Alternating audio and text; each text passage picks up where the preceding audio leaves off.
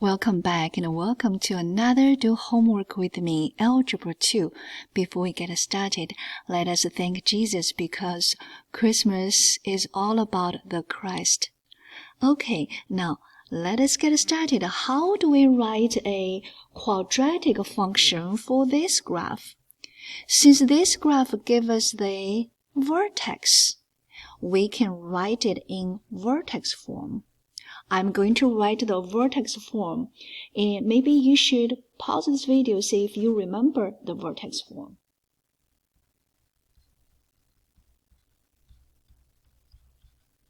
Good, I hope you pause this video, then you come back and check this, and you say, oh, I got this right. If you got it wrong, find which part is wrong and fix it, okay? All right, because we learn from the mistakes, learn from the errors.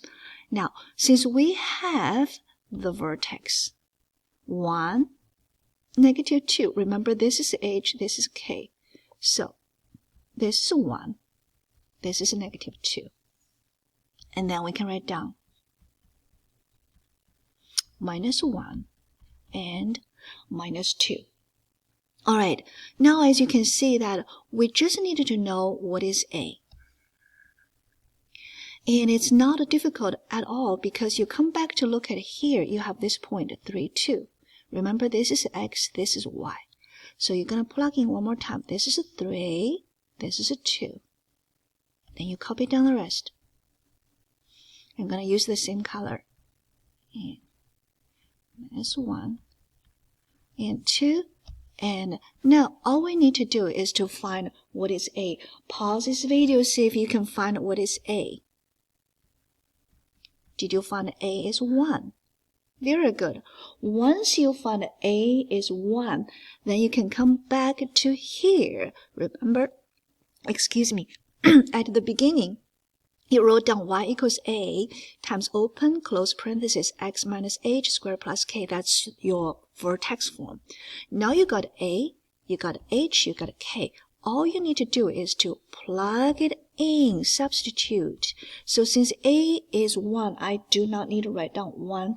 I just go ahead and write down -1 squared, and that is -2. And then I will put my beautiful solution here. We are done with this one. Don't leave because we're going to practice more. All right, the last time we got the vertex, so we can use the vertex form. This time we got 2 x-intercepts, so we can use x-intercept form. Pause this video, see if you can write down on your paper the x-intercept, the intercept form for quadratic functions.